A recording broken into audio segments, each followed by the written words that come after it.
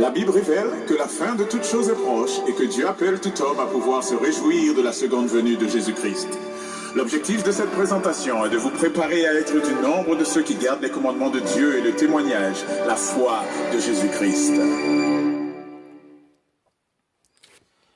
Le texte de base de notre méditation de ce soir se trouve en Amos, chapitre 8, versets 11 et 12. Je vous invite à vous rendre avec moi en Amos, chapitre 8, et à considérer les versets 11 et 12. Et là, nous lisons. Voici, les jours viennent, dit le Seigneur, l'Éternel, où j'enverrai la famine dans le pays. Non une famine de pain, ni une soif d'eau, mais celle d'entendre les paroles de l'Éternel. Verset 12. Ils erreront d'une mer à l'autre, et du nord au levant.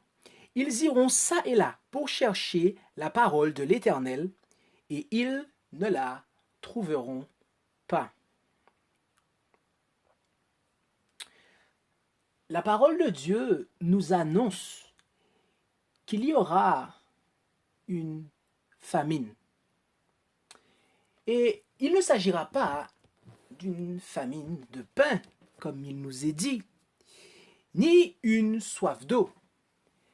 Mais cette famine consistera dans le fait que les gens auront faim et soif d'entendre la parole de Dieu, mais ils ne la trouveront pas. Et ils feront des kilomètres. Ils se déplaceront. Ils iront d'une mer à l'autre, du nord au sud, mais ils ne trouveront pas la parole de Dieu. Quand est-ce que cela va avoir lieu? Le verset 1 et 2 nous apporte la réponse. Lisons les versets 1 et 2 pour savoir quand est-ce que cela aura lieu. Le Seigneur l'Éternel, verset 1, me fit voir ceci. Voici, je vis une corbeille de fruits mûrs. Et il dit, que vois-tu, Amos? Et je répondis, un panier de fruits mûrs. Et l'Éternel me dit, la fin est venue pour mon peuple d'Israël. Je ne continuerai plus à lui pardonner. Remarquez le contexte qui est donné à cette vision. Il est dit que Amos a vu une corbeille de fruits mûrs. Lorsque nous avons des fruits qui sont mûrs, qu'est-ce qui a eu lieu juste avant? Il y a eu la moisson. D'accord? Ok. Quand est-ce qu'a lieu la moisson dans la Bible?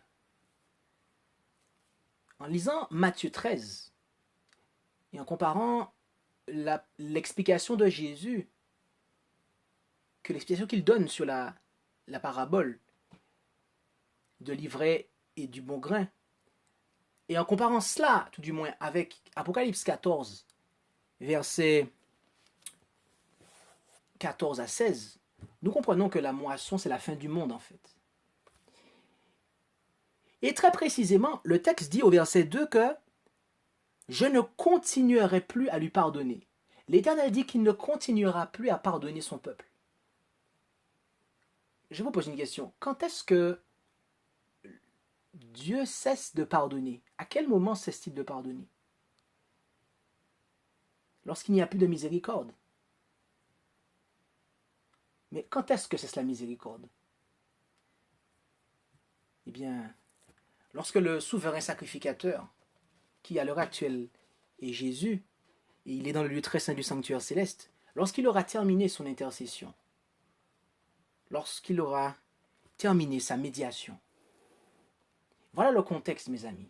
Et voilà à partir de quel moment cette famine aura lieu. Et nous avons, voyez-vous, des merveilleuses promesses dans la parole de Dieu. Nous avons des merveilleuses promesses dans la parole de Dieu. Et Jérémie, chapitre 29, verset 13, en est une. Jérémie, gardez un marque-page en Amos et rendons-nous ensemble en Jérémie, chapitre 29, verset 13.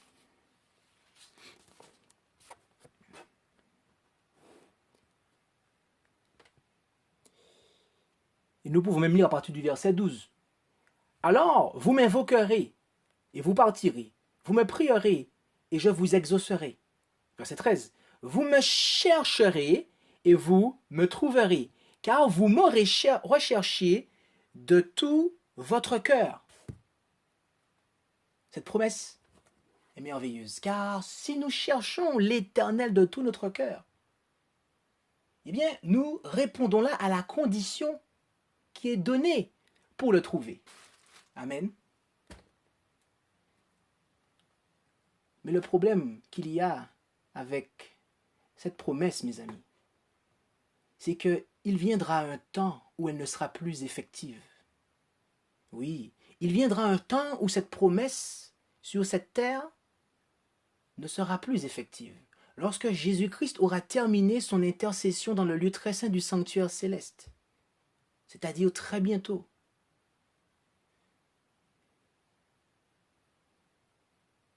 Et à ce moment-là, mes amis, Jérémie 29, verset 13, ne sera plus effectif. Car il n'y aura plus de miséricorde. Et à partir de ce moment-là, ceux qui n'auront pas cherché l'Éternel auparavant, et qui de ce fait ne l'auront pas trouvé, eh bien, ils auront beau le chercher, ils auront beau aller du nord au sud, d'une mer à une autre, ils ne trouveront pas l'Éternel, car il sera trop tard. Il sera trop tard. C'est pour cela, mes amis, que nous devons tendre l'oreille. C'est pour cela que, aujourd'hui, si nous entendons sa voix, eh bien, nous ne devons pas endurcir nos cœurs. D'après ce que nous lisons en Hébreux 4, verset 7. Aujourd'hui, si vous entendez sa voix, n'endurcissez pas vos cœurs. Oui, mes amis, car c'est aujourd'hui, c'est maintenant que nous devons chercher l'Éternel. Car lorsque Jésus aura terminé son intercession dans le lieu très saint du sanctuaire céleste, il sera trop tard. Il sera trop tard. Mais voyez-vous, nous n'avons pas besoin d'attendre que Jésus termine son intercession dans le lieu très saint du sanctuaire céleste pour voir cette famine. Non. J'aimerais partager avec vous une pensée de l'esprit de prophétie qui se trouve dans le livre Les paraboles de Jésus, à la page 192 et au paragraphe 4. Et à cet endroit, nous lisons la chose suivante. Le monde périt faute de connaître l'Évangile. Une famine de la parole de Dieu sévit. Ils sont rares, en effet, ceux qui prêchent le message divin sans y mêler des traditions humaines, tout en possédant la Bible. Les hommes ne reçoivent pas les bienfaits que le Seigneur y a placés à leur intention. Dieu a chargé ses serviteurs de porter son invitation au monde. Il faut que les paroles de vie soient transmises à ceux qui périssent dans leurs péchés. La messagère du Seigneur nous dit ici que cette famine de la parole de Dieu sévit. Et je rajoute déjà. Et comment cela? Comment cela, elle sévit déjà? Qu'est-ce qui fait qu'elle sévit déjà? Eh bien, cela est en raison du fait qu'il y ait peu. C'est en raison du fait qu'il y ait peu de prédicateurs qui annoncent le message divin sans y mêler les traditions humaines. Autrement dit, en raison du fait qu'il y ait peu de véritables prédicateurs, de véritables messagers, de prédicateurs ayant un message. Et donc, du coup, qu'est-ce qui se passe? Lorsque nous avons, eh bien, peu de véritables messagers, eh bien, cela signifie que les autres qui prêchent, ils ont la parole de Dieu dans leurs mains et ils se positionnent devant des personnes qui eux aussi ont la parole de Dieu dans leurs mains, mais ils ne reçoivent rien comme nourriture. Ils ne sont pas nourris. Et qu'est-ce qui se passe à ce moment-là? Qu'est-ce qui se passe à ce moment-là? Eh bien, ils périssent dans leur péché. Car il est dit, sanctifie-les par ta vérité, ta parole est la vérité. Oui, sanctifie-les par ta vérité, ta parole est la vérité. Mais cela est impossible.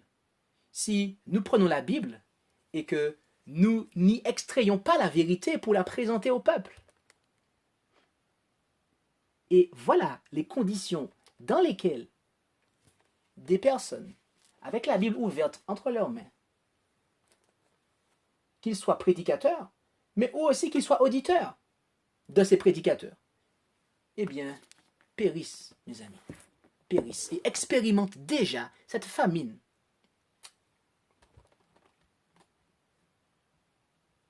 Telle est la condition du monde chrétien, protestant,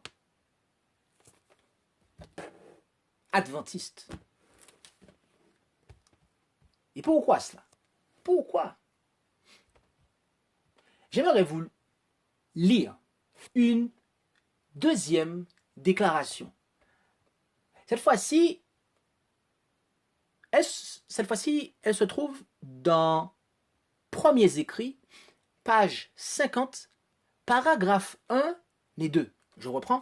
Premiers Écrits, page 50, paragraphe 1 et 2.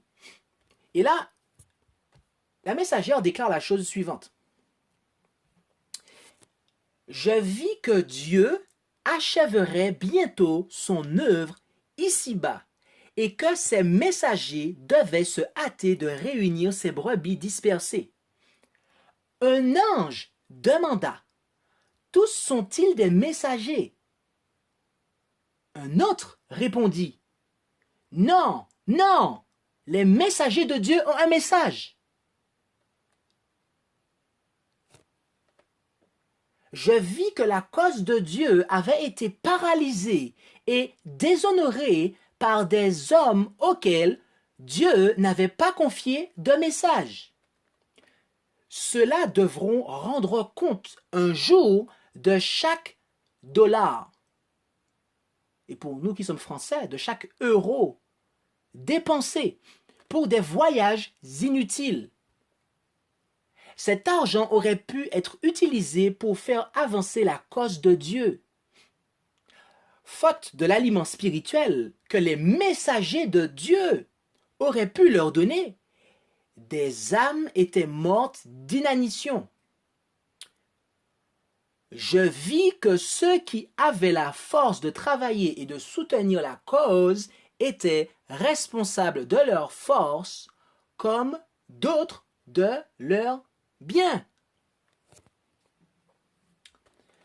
Cette deuxième déclaration de la messagère vient nous donner davantage d'informations sur les raisons qui font que cette famine est déjà en train de saisir. Mais dans cette deuxième déclaration, elle va beaucoup plus loin. Elle nous parle de messagers qui n'ont pas de message. Des messagers qui n'ont pas de message. Et qu'est-ce que cela entraîne? Eh bien, qu'il y a une nourriture qui ne nourrit pas.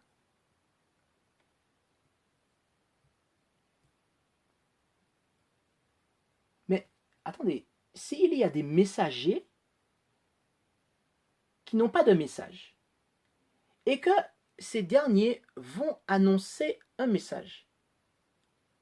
Cela signifie en fait qu'il y a des gens qui soutiennent des messagers qui n'ont pas de message.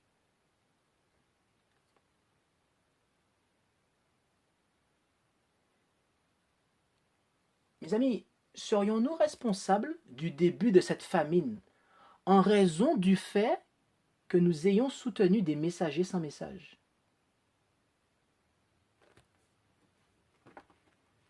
L'évangile que nous devons annoncer, mes amis, est l'évangile éternel. Marc chapitre 1, verset 1 nous dit que c'est l'évangile du Fils de Dieu.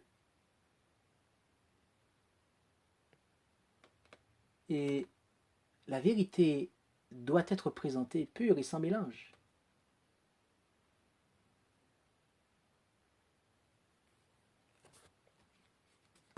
Certains dépensent des milliers d'euros pour voyager, pour aller dans des territoires étrangers, pour annoncer un évangile qui ne nourrit pas. Et lorsqu'ils repartent, lorsqu'ils quittent ce territoire, les personnes à qui ils ont prêché sont aussi affamées qu'avant que ces messagers ne viennent dans leur pays.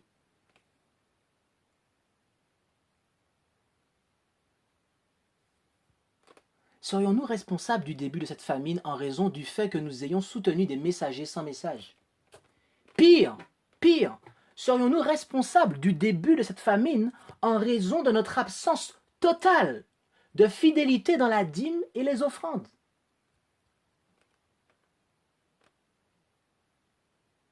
Parce que cela, mes amis, engendre le fait que des messagers à qui Dieu a confié un message, à qui Dieu a confié d'annoncer l'évangile éternel pur et sans mélange, ont des moyens limités pour le faire. Ils reçoivent des appels d'Haïti, ils reçoivent des appels d'Afrique, où on leur demande de venir annoncer le message qu'ils prêchent dans leur pays. Mais ces messagers ne peuvent pas répondre oui. Ils ne peuvent pas répondre oui. Pourquoi? Parce qu'ils n'ont pas de moyens pour y aller. Ils n'ont pas de moyens pour y aller. Et donc, qu'est-ce qui se passe? La cause de Dieu est paralysée. Tandis que d'autres, qui n'ont pas de message, se déplacent à travers le monde et maintiennent la famine spirituelle qui existait déjà avant qu'ils arrivent.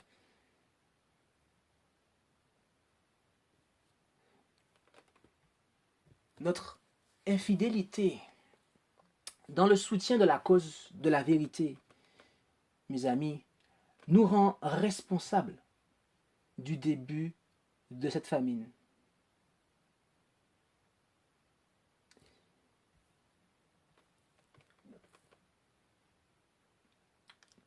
Vous me chercherez et vous me trouverez, car vous m'aurez recherché de tout votre cœur, a dit le Seigneur. En Jérémie, chapitre 29, verset 13. Mes amis, c'est maintenant qu'il nous faut chercher l'Éternel pour ne pas être en proie à cette famine lorsque Jésus-Christ aura terminé son intercession dans le lieu très saint du sanctuaire céleste.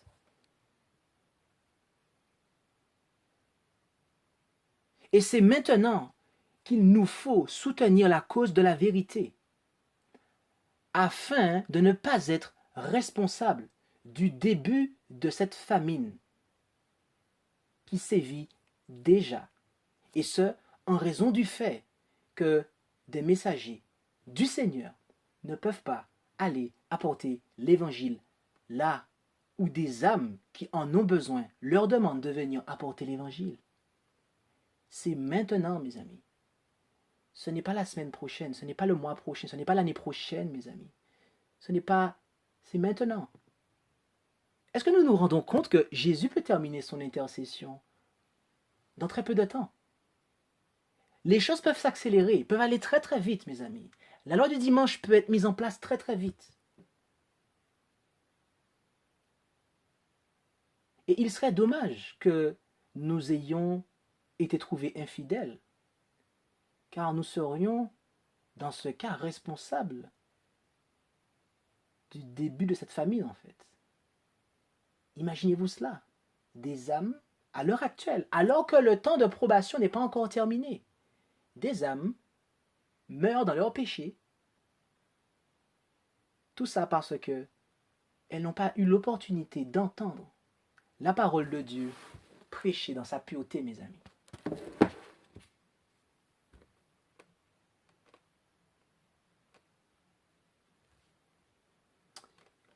Puissent nos cœurs ne pas être endurcis face à l'imminence de la fin de l'œuvre de Jésus dans le lieu très saint du sanctuaire céleste. Mais puisse-t-il être brisé sous le rocher, aujourd'hui, maintenant, afin que nous puissions chercher l'Éternel et le trouver pendant qu'il est encore temps, et soutenir la cause de la vérité pendant qu'il est encore temps, de manière à ce que nous n'ayons pas à souffrir nous-mêmes de cette famine, mais aussi de manière à ce que nous ne soyons pas responsables que d'autres aient souffert de cette famine, là où nous aurions pu faire en sorte qu'il n'ait pas à subir cette famine. Puisse Dieu nous bénir et puisse Jésus faire sa demeure dans notre cœur. Amen. Merci d'avoir écouté cette présentation avec intérêt. Pour plus d'informations, consultez notre site internet lereste.org et suivez-nous sur Facebook ainsi que sur YouTube à @lereste. Vous pouvez aussi nous contacter par email à info@lereste.org ou par téléphone au +33 6 12 60 13 69.